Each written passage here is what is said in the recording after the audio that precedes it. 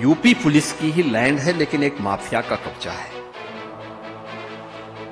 तो मैंने कहा ये तो हमारा सबसे प्रिय विषय है। उसने डीजीपी ने मुझे बताया, कहा साहब वो प्लॉटिंग करना शुरू कर दिया।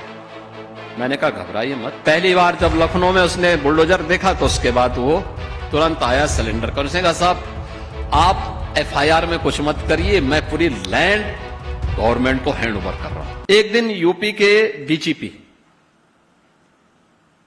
और देखो डीजीपी भी कब लेके आए, जिस दिन रिटायरमेंट के ठीक समय में वो मेरे पास एक फाइल लेके आए। तो मैंने कहा ये क्या है। मैं सोचा कि हो सकता है कि वो अपना एक्सटेंशन का लेकर के आए होंगे। तो मैंने कहा ये क्या है।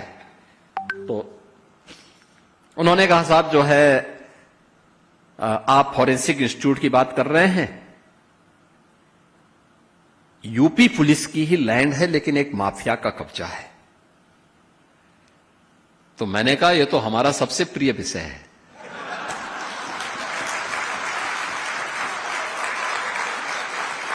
तो वो हंसे, उन्होंने कहा क्या मतलब। मैंने कहा बस मुझे दे दीजिए, मैं इसको ठीक करवा देता हूं। अभी आप आश्चर्य करेंगे कि 120 एकड़ लैंड है वो, एयरपोर्ट से मुश्किल से 3 किलोमीटर की दूरी पे। उसकी कीमत कैसा आपको पता होगा। और अच्छा समय आया, मुझे बताया, उसने डीजीपी ने मुझे बताया, कहा साहब वो प्लॉटिंग करना शुरू कर दिया है। मैंने कहा घबराइए मत। मैंने कागज निकाले उसके। फिर मैंने कहा रेवेन्यू बोर्ड में किस अधिकारी ने इसके पक्ष में किया था, कब किया था, निकालो उसकी पूरी कुंडली निकाल दो। निकाला, बोर्ड ऑफ रेवेन्यू के चेयरमैन को बुलाया। मैंने कहा तत्काल इसको स्टे करो। वो हाई कोर्ट गया, मैंने इधर एफआईआर लॉन्च करवाई। और फिर वहां पे अगले दिन हमारा बुलडोजर पहुंच गया था।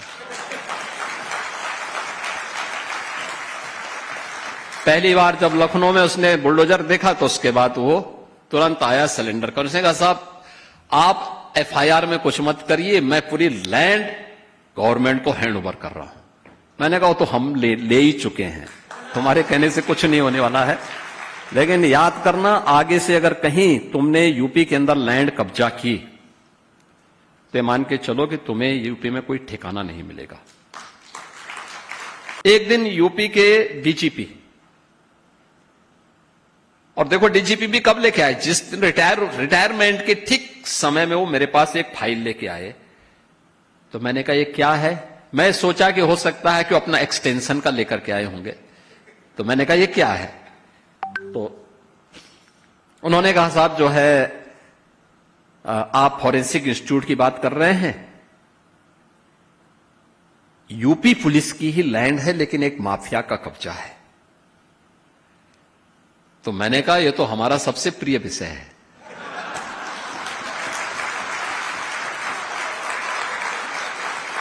तो वो हंसे, उन्होंने कहा क्या मतलब। मैंने कहा बस मुझे दे दीजिए, मैं इसको ठीक करवा देता हूं। अभी